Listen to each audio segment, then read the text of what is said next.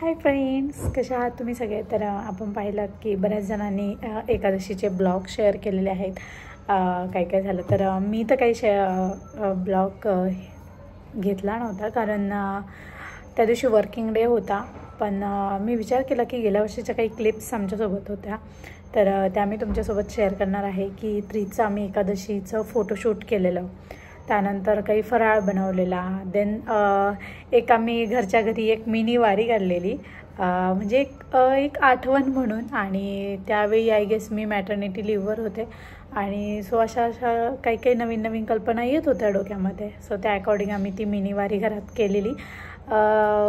मुलांनाही जसं स्कूलमध्ये आता एकादशी आली की त्याच्यासाठी ते प्रॉपर ड्रेपरी वगैरे करून बोलवतात, कारण मुलांवरती संस्कार व्हायला हवे, मुलांना त्या गोष्टी, त्या संस्कृती समजायला हव्यात.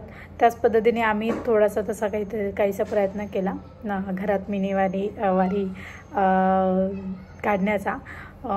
भले त्रिशला ते काही एवढं कळत नव्हतं तेव्हा, पण ठीक आहे. जेव्हा तो हा ब्लॉग नक्की मोठा झाल्यावर बघेल तेव्हा त्याला मजा वाटेल, कळेल. सो तुमच्यासोबत हा ब्लॉग शेअर करते. कमेंट सेशनमध्ये नक्की सांगा कसा झाला आहे. So stay tuned. Vitthal Vitthal जय हरी हो विठ्ठल, खरं नाही येते का? विठ्ठल विठ्ठल जय हरी हो विठ्ठल विठ्ठल जय हरी. आणि ते हे वारकरी चाललेले आहेत विठ्ठलाच्या दर्शनाला.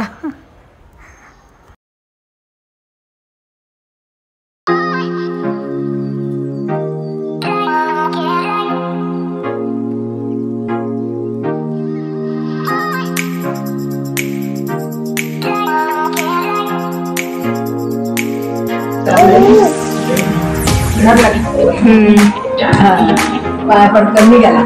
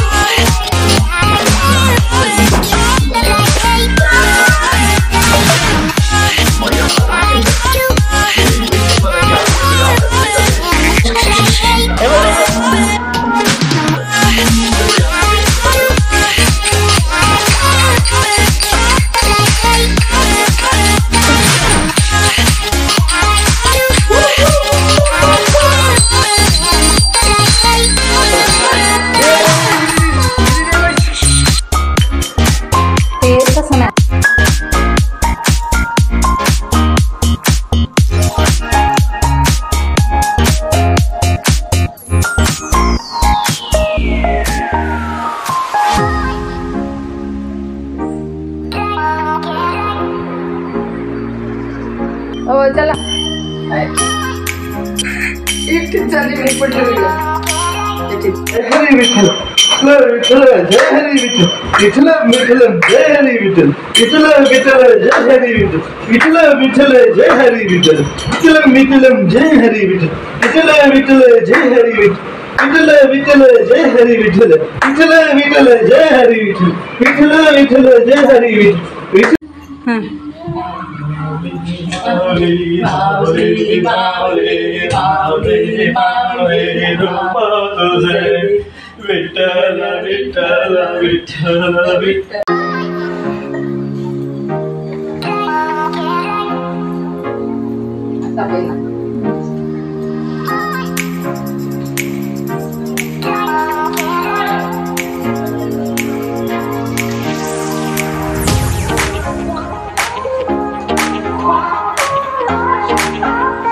चला केला बोगडी.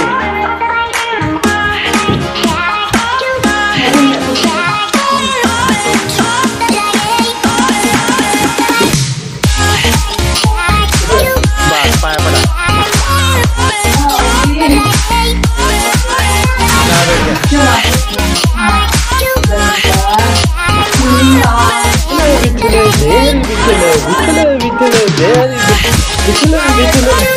तर असा होता हा वारीचा व्हिडिओ. तुम्हाला कसा वाटला कमेंट सेक्शनमध्ये नक्की सांगा.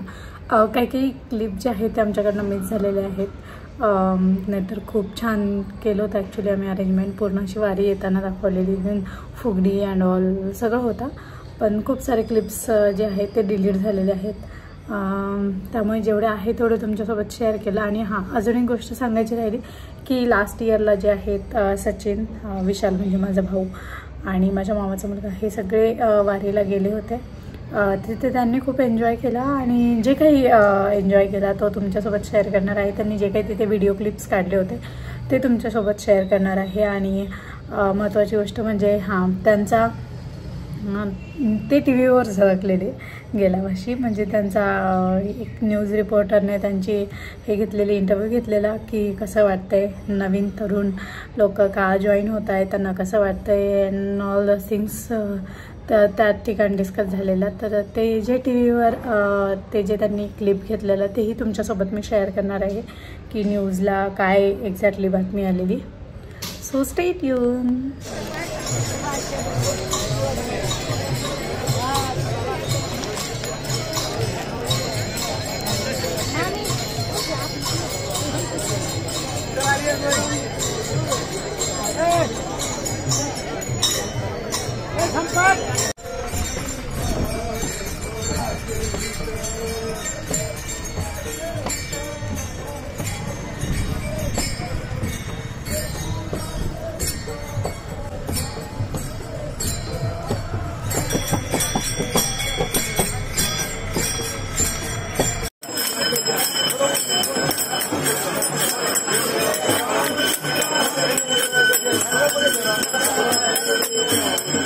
चला येणे आले इकडे बघा,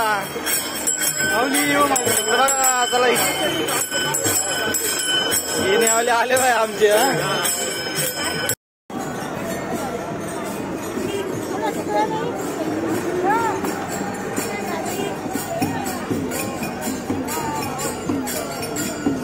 हो